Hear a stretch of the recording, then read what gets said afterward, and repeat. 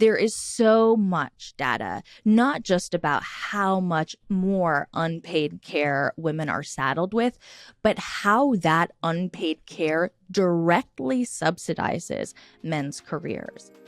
Hello, I'm Emilie Bellet, founder of Vestpod and author of You're Not Broke, You're Pretty Rich, and you're listening to The Wallet. Every week we bring you the best tips, guidance, and a good dose of inspiration to help you manage your money better. This week, we challenge a familiar narrative that earning more and asking for more automatically moves you forward. My guest, Stefanie O'Connell, joins me from New York City to unpack what she calls the ambition penalty. In her new book, she argues the issue is not a lack of ambition, but how ambition is received and rewarded. We explore why just be more confident falls short, how women are still penalized for negotiating, and how this shows up in pay, promotions, and long-term wealth. This episode is about understanding the system and thinking more strategically about progression and building wealth.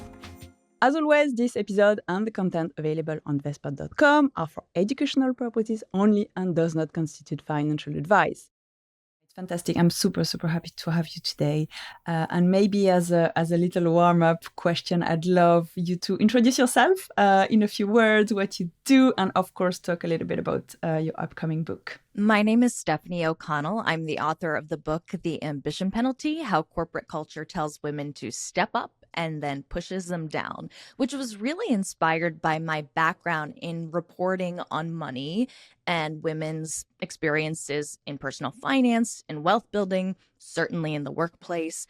And I was hosting a show for a while at Real Simple magazine where I was interviewing women about their experiences with money, trying to put all the best advice into practice, and just noticing how often they would do all of the right things and they would not be able to access the same outcomes as their male peers.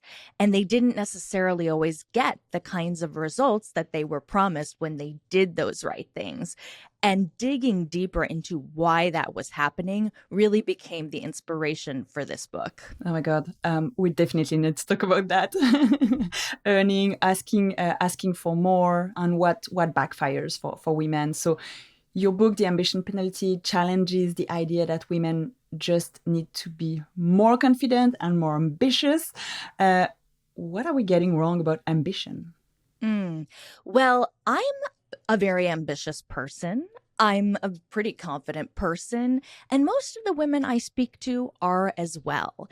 And yet, the story we are told in the culture is that women are not accessing equal opportunity, equal pay, equal advancement, equal wealth because they have a so-called ambition problem, an ambition gap, a lack of confidence, an unwillingness to ask for more.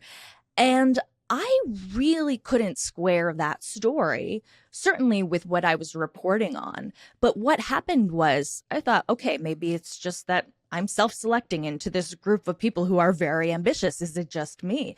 And so I decided I was going to dig into the data. And so what wound up happening over the course of writing this book is I read hundreds of papers across sociology, psychology, economics, public health, and I read about tons of workplace surveys and outcomes all around the world. And what I found was that my experience was in no way unique. Women did not have a lack of ambition. They did not have a lack of confidence relative to their male peers. They were willing to put themselves forward. They just weren't able to access the same results. And so I think what we get wrong about ambition is the way in which the rewards for it change across identity. So even when you say he's ambitious, there's an implication that that is a good thing, right? We want that guy on our team. He's so strong. He's so independent. He's just who we need. As soon as you change the pronoun, she's ambitious, all of a sudden it carries a negative connotation. She's just selfish. She's just out for herself. She's not a great fit. She's not a team player. And so I wanted to dig deeper into these gender double standards to bust the myth, first and foremost, that the problem was with women and their expression of their ambition. And second of all, to reframe where we're looking, which is at the world that responds to our ambitions differently depending on our identity. So, what is your definition of this ambition penalty? So I quantify the ambition penalty as the sum of the social, personal, and financial and professional costs that women face for expressing their ambitions that men do not. So I said, you have this gender double standards. It's received differently, but it's not just about being labeled unlikable or a bitch or whatever other colorful language we want to use or not use. It's about the cost of being seen that way. So I document this throughout the book, the way this shows up in women being excluded from future promotion consideration because they're seen as not the right fit because they asked for more. I spoke to women who had job offers rescinded after attempting to negotiate their salaries. I spoke to people who faced backlash in their personal lives, in their relationships, when they started to gain career success. And so what I want to make clear is that this isn't just a problem of likability. This is a problem with real economic consequences that really constrains women's lives and their options. And I think, that comes at the right time because we've been talking a lot about girl boss and feminism. So maybe you can remind us what it is and how the conversation started. But I think, what did it promise and where did it actually fall short? Yeah, so I am a millennial. I'm turning 40 this year, which means that my career really coincided with the rise of girl boss culture, which really peaked in the 2010s decade. But I think we have been kind of living with this kind of idea that women can simply be ambitious enough to get ahead for much longer than that. I even talk about in the book how I grew up in the 90s with girl power, with Spice Girls, right? It was all about, I'll just tell you what I want, what I really, really want, and then you're going to give it to me, right? It's that simple. And I argue that if gender equity were as easy as asking for it, we would have it by now because we have been asking for it.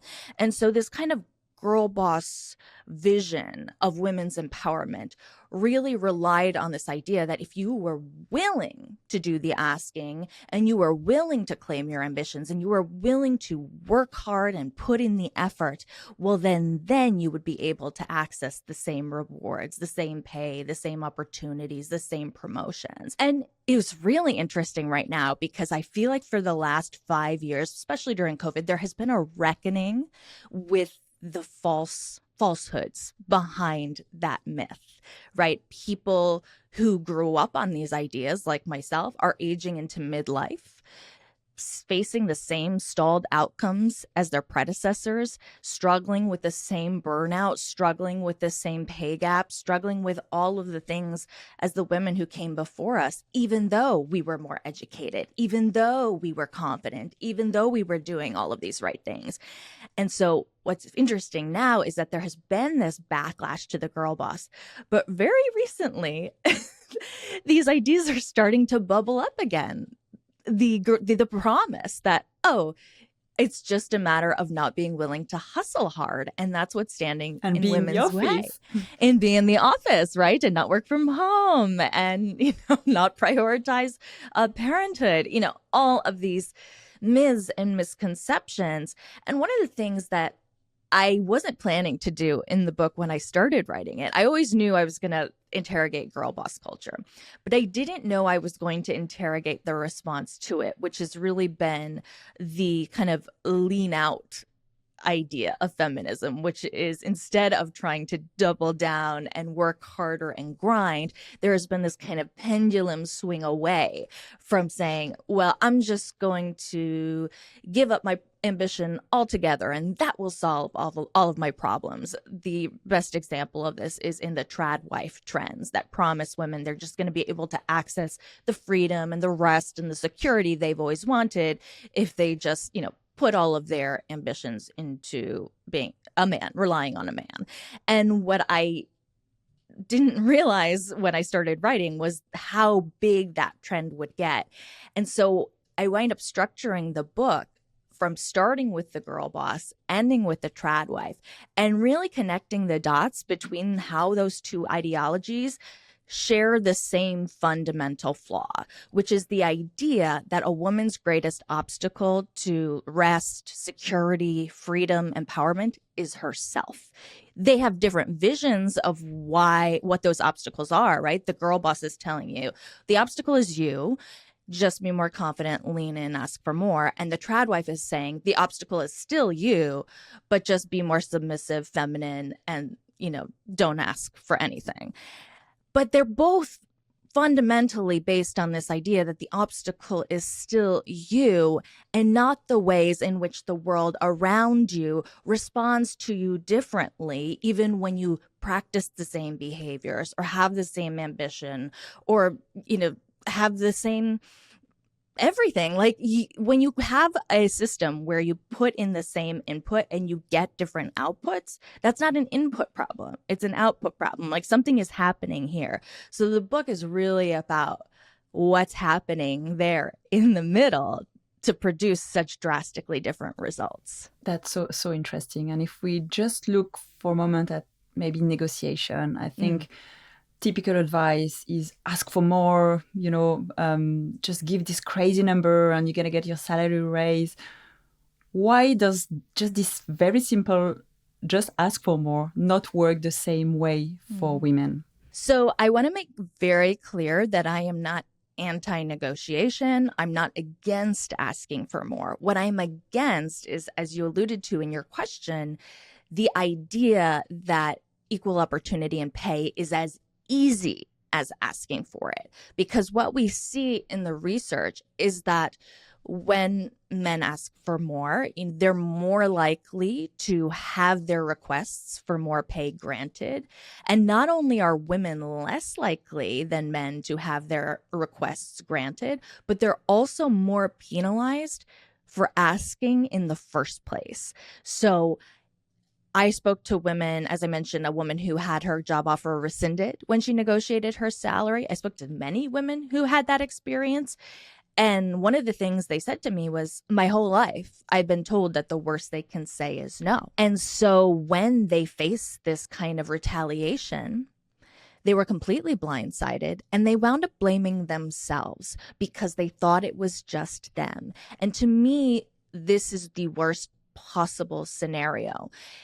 Because when I talk about these gender dynamics, where in a negotiation, for example, women are more likely to face backlash and penalties, people are often like, well, we don't want to discourage women from negotiating. And I agree, I don't want to discourage women from negotiating, but I want them to be prepared for the potential penalties of asking. I don't want them to be blindsided. And if something does go wrong, I want them to know it is not their fault. And it doesn't say anything about them and what they deserve and what they're worthy of. It says something that is rotten in the environment in which they did the asking.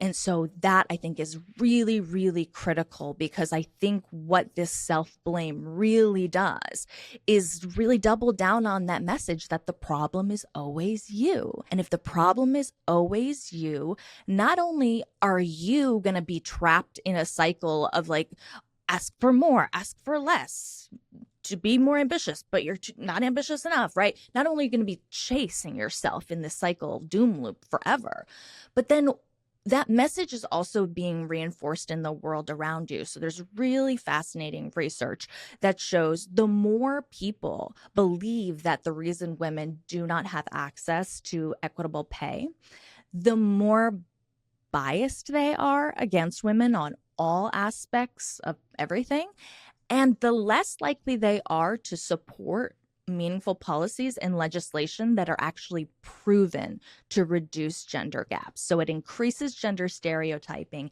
and reduces support for policies that enable equity. So it's not just that women are more likely to be penalized for asking, but the myth that they don't, in and of itself, winds up reinforcing the conditions that enable that inequality to continue, even as women do negotiate more than ever. So much we can change in our environment, and as you say, policies. That's really, really important. What actually happens when women negotiate, push, or ask for more?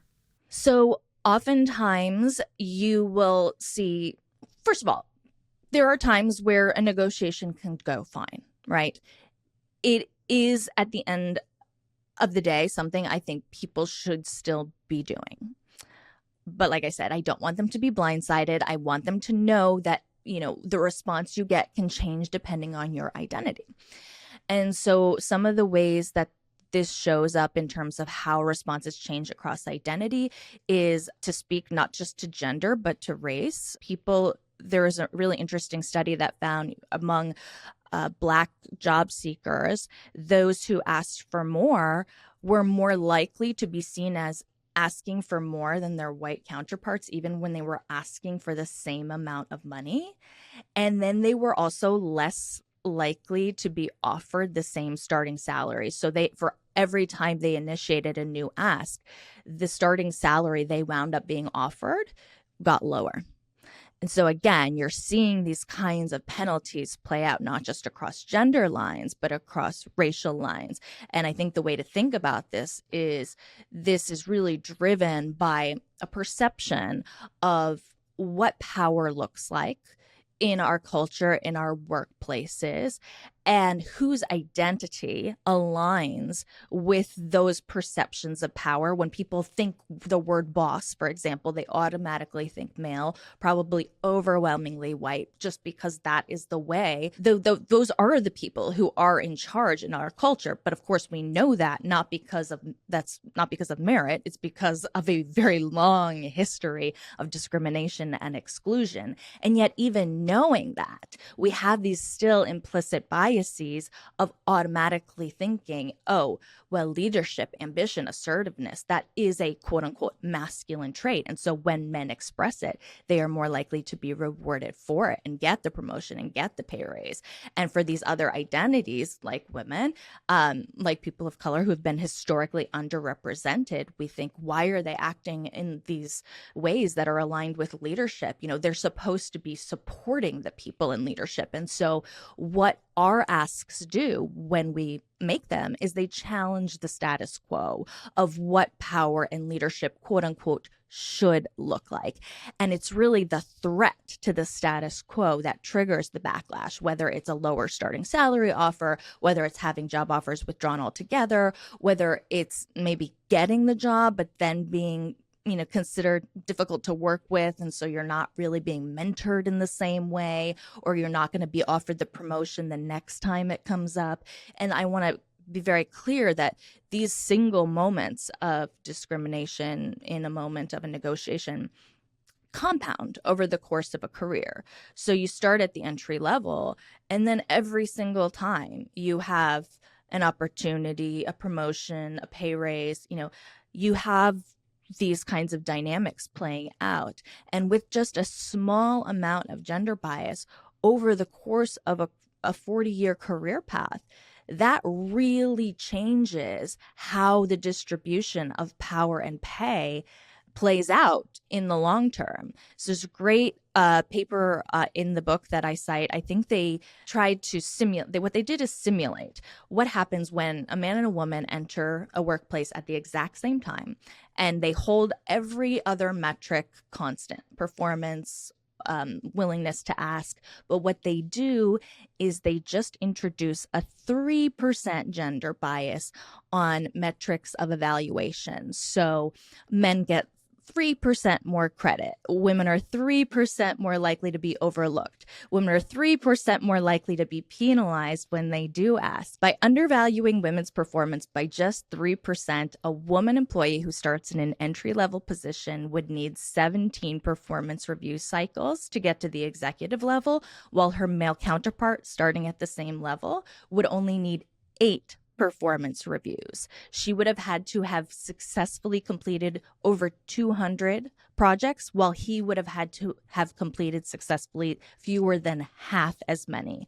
And again, this is the result of keeping everything else constant and just a 3% gender bias. So when we think about how inequality is reproduced, you can really see just how much the slightest bits of discrimination compounding over time, day in, day out, really add up to enormous differences, which we see reflected in the data. That's actually exhausting. It feels, it feels exhausting. Exactly. And that's what I want to also leave people with is this idea that, the burnout you are experiencing isn't natural. It is happening by design. It is a direct result of these systems that are designed to, if not block you from getting ahead, exhaust you from wanting to try altogether. And so when you do maybe start to feel like, am I just less ambitious? Did I spontaneously wake up one day and just not want to do the things I wanted to anymore? I want people to say, no, no, no, that's not coming from inside me. That is the direct outcome of a system that is designed to do this. And so you can't self-care your way out of that. You have to be a part of a demand to shift the environment. And I know that's a lot harder than taking a bubble bath, right? To advocate for, policies that make workplaces more fair and call out discrimination. That's really hard work, but it is the work that is necessary if we're serious about changing our outcomes. This episode is sponsored by Wealthify. Want to start investing but not sure where to begin, or perhaps you don't have the time to manage it yourself? Well, Wealthify makes it simple by choosing and managing your investments for you. And if you deposit or transfer into their stocks and share ISA, you could earn between £50 and £1,000 in cashback. Open your account at wealthify.com. Terms and conditions and minimum investments apply. Registration closes on the 31st of May 2026. With investing, your capital is at risk. Wealthify is authorized and regulated by the Financial Conduct Authority. And if we think about women who are listening to this conversation and they really feel maybe stuck in the workplace, because you're usually really busy at work. Most women will be really busy at home, taking care of communities, parents. We know women are still the primary carers, whether they have kids or not. How can they progress in this environment? I guess it's not just saying, this company is not working for you, you can find another one. That's quite, systemic and you will see it everywhere. So what are some of the things we can think about to try to solve this and level the playing field? I do think, at some point we can't just keep changing our environment because, these biases cut across environments. That said, I think it's very, very important for people to understand that sometimes, you really can't go anywhere where you are. And so to always be looking around and to being even in places surrounded by people who offer you a better support system for getting through that environment and managing it and trying to connect to opportunities outside of it. I certainly advise people to look at organizations when they're interviewing or considering where they want to be, like who is in leadership there, because that's going to tell you a lot more about who is being rewarded and supported in that environment than whatever they claim in their, little sentence statement about how much they value inclusion. Like, show me you value inclusion, right? How is this playing out in terms of representation and rewards within a company? But I do also want people to walk away from this book not just thinking about these dynamics on an individual level in their own career path. I want them to start thinking collectively. I want them, for every goal they have, whether it's getting ahead, a promotion, a raise, better work-life balance, whatever it is, we often think about, okay, what do I need to do to get this as just me? Like, what do I need to do? Is there some kind of hack, some right combination of words? Again, I'm not entirely against these things. I think those things are important, but what we are missing is the collective element for all of these goals. It is very, very hard to change a system of power alone, but you can much better challenge those systems when you are working collectively. In the book, I talk about how effective unions have been in this regard. They organize, they negotiate collectively on behalf of their members. But even if you're not in a union, even if you are don't have access to one, you certainly can take a page out of the union playbook. Even just, I give an example of pay transparency is a policy that is repeatedly proven to enable more equitable outcomes and advancement in the workplace. And I want to make clear that you don't just have to wait for legislation to pass for pay transparency to be instilled. You can practice it among your group of peers, and you can build community in that way. And I give this example in the book. People are crowdsourcing spreadsheets where they share pay information. And then, on an organizational level, maybe advocating for either adopting these policies or better enforcing existing policies within workplaces. Again, this is much easier to do when you're not doing it alone, because that gets you labeled the difficult one, right? But instead, if you're building community and coalition around these ideas that we want work to be an equitable space, there is a case to be made for this being a win-win-win for people, right? And the best way to do that is in community. So one of the ways I break down this framework in the book is by thinking about what we do across these different levels, from the interpersonal, friends, peers, spouses, the people in our immediate environment, even a boss, direct mentorship relationship. Then thinking about our institutional environments, that certainly includes the workplace. It can include our community groups, really thinking about the policies and practices and the culture within our institutions. And then finally, you get the broader political and cultural environment. And even there's a lot of layers, right? What's happening on your local level is different from what's happening on your national level. And I'm based in the United States, and it's certainly notorious for being hostile to working parents. But I live in New York City, and I have been just flattened in the most positive way about how quickly the prioritization of accessible and affordable childcare has happened here in a matter of months, not because we didn't know it was a viable solution, but because there was no political will and there was no organizing and collective action. And as soon as that came together, now we've got it going. Now it's all rolling out. And so I do think that's actually a really hopeful thing, because when we talk about systemic things, people can feel like, well, if it's the system, it's not me. What can I really do? And I hope that this framework of thinking about systems in layers is helpful. But I also hope people realize that thinking on a systems level and building community around that is powerful in and of itself. Not only in terms of the way in which numbers really do allow you to reshape power meaningfully, but also in pushing back against these myths and misconceptions we've been talking about. I talked before about, how people who believe women don't ask for more are against pay transparency policies. They're against equity policies, and they increase their gender stereotyping. So even just building these kind of collective communities and pushing back against these myths in and of themselves is a challenge to those myths and misconceptions with a real consequence. Because if you can debunk those myths, then you debunk the entire foundation upon which those gender stereotypes are built and reinforced. I mean, that's fascinating, and that's really trying to apply, practically in your day-to-day life, something you can do to try to change the system. It's not going to happen in one day. But I'd love to know also what happens at home, Yes. Maybe heterosexual couples, or when you see women becoming the main breadwinner. You talked a little bit about childcare. What are those dynamics, and how does it play with this, notion of ambition and the penalty that women face? Yeah, so when I started researching this book, it was really sold to my publishers as a business book. And I don't think they counted on me writing about, 25% of it about the home. But what I realized in the research is that that inequality outside of the home depends on inequality within the home. There is so much data, not just about how much more unpaid care women are saddled with, but how that unpaid care directly subsidizes men's careers.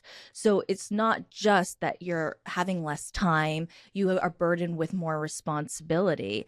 It's not just that impacts you as a woman, your ability to engage as much with professional opportunity as you might like to. It's also that your cost is is translating into men's benefit in the data. So it's really fascinating to look at the incomes of married men versus single men. Single men's incomes track remarkably similarly with women's incomes. And that's even true after controlling for things like education or experience. So, like selection. It's not just that married men are more likely, it's not just that more educated or high earning men are more likely to get married, which is true, but that's also true for women.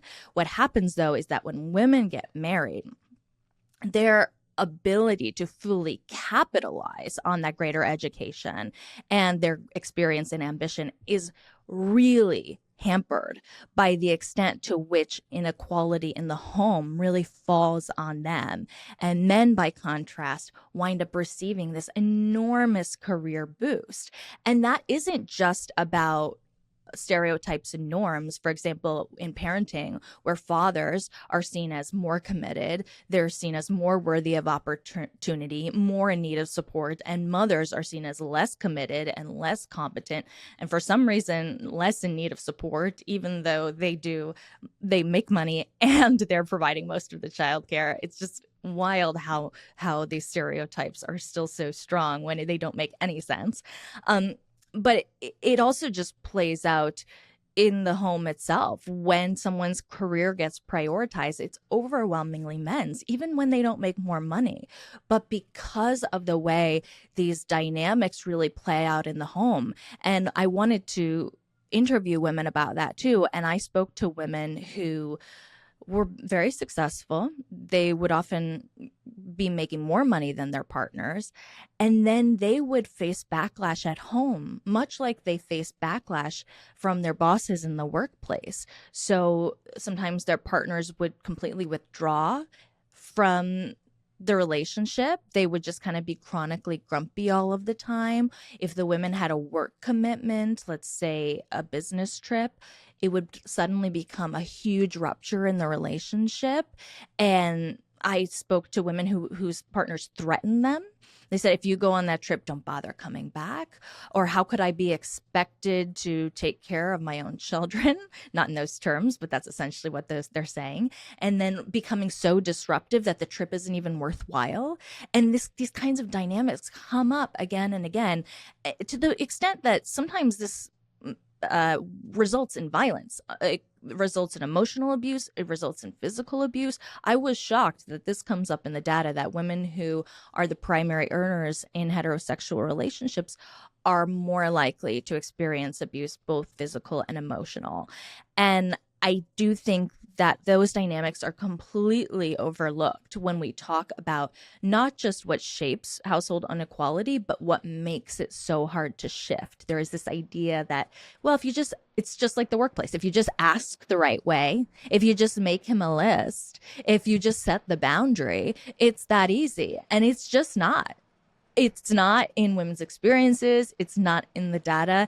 If it were, we wouldn't have, fewer than 7% of households that share unpaid labor equally. But that is the number. This is not the exception. This is the norm. And the norm is deeply damaging to women's economic autonomy and their professional opportunity. So you're saying even if we have, rules that are changing and we're trying to offer, paternal leave and even when men take it, that still doesn't solve our problem because of maybe beliefs we have about ambition, career growth, and others? Correct. And that's not to say it's not important that those policies be in place. It's important that those policies in place because they do reduce gaps, right? And when men take it, that reduces the gaps even more. So you do see gaps close.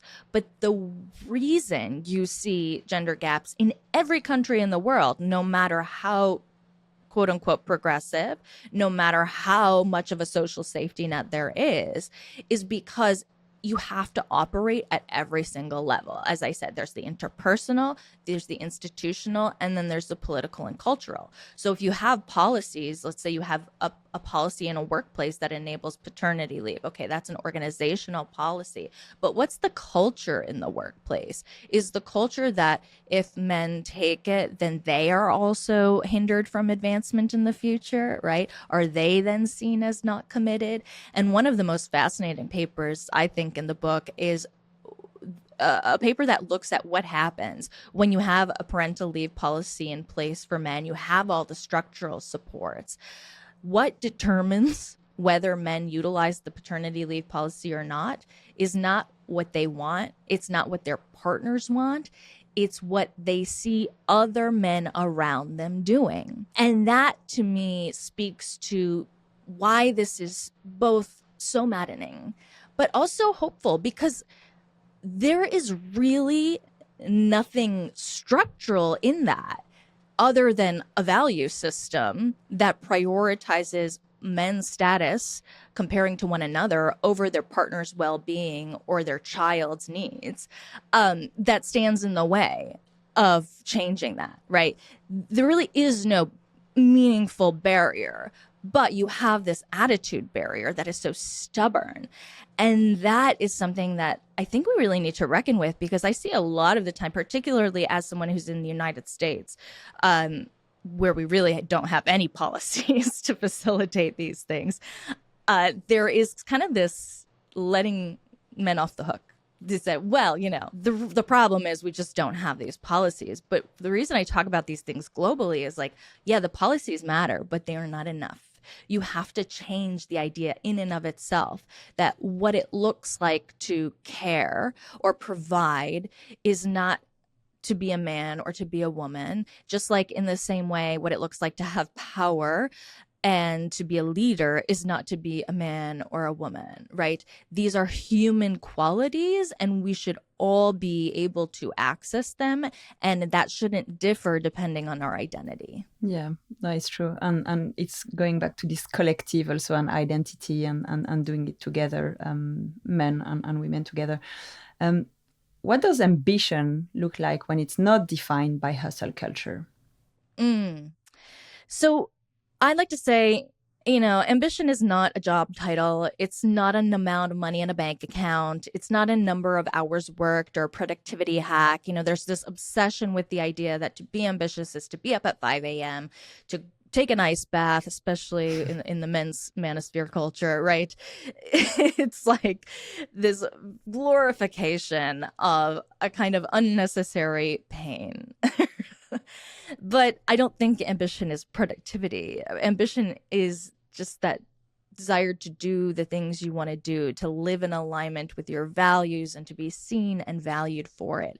And the way that looks, differs for everybody. But the way in which it's supported or rewarded or sustained is very different across identity. And so that's what I really wanted to get into in writing the book, to help us understand that, ambition does not require for any reason you to be working 24/7. In fact, working nonstop around the clock statistically is very inefficient. The research consistently finds that not only do you just not need that many hours to get a job done, but you also wind up overworking to the point of injury, having workplace deterioration when you're there that long, your performance just isn't as good. And then often you're reinforcing inefficiency. So in offices that really reward being in the office or just being there all the time, around the clock accessibility, this shows up where, people are being rewarded based on that instead of their performance. And that winds up elevating a level of mediocrity over people who are doing the same or better in less time. And so this actually costs organizations money. It's not good for employees who are overworked and burnt out. And basically the idea is it's not good for anyone. But because of women's unpaid labor in the home, it still remains more accessible to men to be in the office present, because they're not being interrupted overwhelmingly by childcare demands, because that labor is then shifted onto women instead. And so even though this constant around the clock availability and hustle and all of this nonsense isn't good for employers, it's not good for men, it's not good for women, because it is more accessible to men, making that the metric by which rewards are distributed instead of performance is a way of ensuring men will still be better off than women, even if they're worse off overall. And a lot of inequality I show in this book is really constructed around that premise, is oftentimes in trying to reinforce this relative privilege, whether it's between men and women or whether it's across race or other forms of identity, what people do or how rewards are distributed to reinforce that relative power to be a little bit better off winds up making everybody worse off as a result. And that's, again, why the solutions we have to pursue are these collective solutions to understand that optimizing for all of our absolute well-being, let's say a 6-hour workday, is going to leave everybody better off, even if it means we'll maybe be more equal. And, some people don't want to be that way. But even if you're going to be better off, that might be a trade that is worth it for us. Thank you, Stephanie. I have 3 quick fire questions, but before, I'd love to have your view on I mean, it's the eternal debate, a debate on can you have it all? I mean, I was at a really interesting panel conversation with very successful founders, and someone asked, but you seem very successful. How did you manage to, have a life, have a family, have this wonderful job, raise, millions? And no one really had an answer, because I think it's probably not possible. But what's your approach on that, and how can someone prioritize what they want in life? Because I guess that will come in their own definition of ambition. I wound up dedicating a whole chapter of my book to this idea of the having it all debate. And instead of framing that debate between women, I wanted to frame it between the way the debate plays out among women while men are never even confronted with the question. Because what we are saying and debating as women over whether we can have it all is something that is already assumed as a standard for men. There is no debate over whether men should be able to combine their professional lives with their personal lives, what they want in their careers and what they want in their families. That is just assumed. It is the default. There is no question. And so what I really want to look at is not about whether we can have both of these things in a meaningful way, but why is it something that women are still debating and struggling with while men just have it as a baseline? And that's how I want to shift that conversation. And what I really argue based on the data is that it's not that having it all is not possible. It's that having it all is made possible by women's underpaid and uncompensated labor, and men are having it all at women's expense. And that's what I want to change. And I'm not saying that even what men do have access to is the ideal. I think, again, I want better balance for everybody, but men do have better work-life balance than women. They have more leisure time than women, more free time, and they make more money. So we're sitting over here wondering, how are we going to get work-life balance?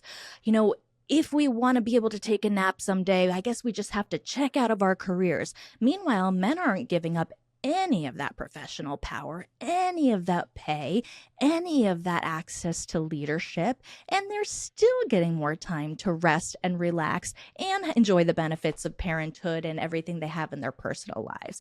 So I understand why we're sitting here struggling to answer, how do you have it all? Because I can't tell you that I do, but I don't have it all, not because of something that I did or didn't do right or didn't choose, but the way in which the environment around me does not support me the same way it does my male peers. And that's true for women at scale. And that's the conversation that I want to have around having it all, because I think it is just silly the extent to which we just kind of let it be perceived as a personal problem when it's really a structural failure. Amazing.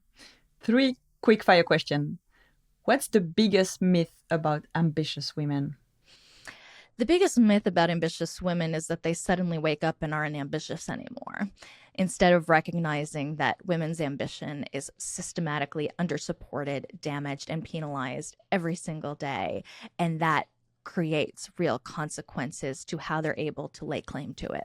One cost of ambition people don't talk about. People do not talk about what women are experiencing in their personal lives when they lean into their professional ambitions and educational and public lives outside of the home, and the extent to which that often triggers backlash against them from the people they are closest to. And ambition today, is it freedom or pressure? It's both. To live in alignment with the things that you value and to be seen and valued for that is a very special thing. And people who experience that know that. But it is uniquely unsustainable for women and for other marginalized communities that creates so much pressure around that ambition that should not be there. It is not necessary.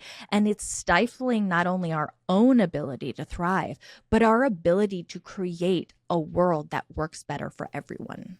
Thank you so much, Stefanie. It was a pleasure to have you today. And everyone who's listening, please order your copy of The Ambition Penalty. Thank you. Thank you for joining us today on The Wallet. You can subscribe on YouTube or your favorite podcast platform. We also share short clips on social media at Vestpod, and you will find the key takeaways and resources from this episode at vestpod.com. If you would like to go deeper, subscribe to the Vestpod newsletter via the link in the show notes for practical money insights, episode summaries, and updates on upcoming events.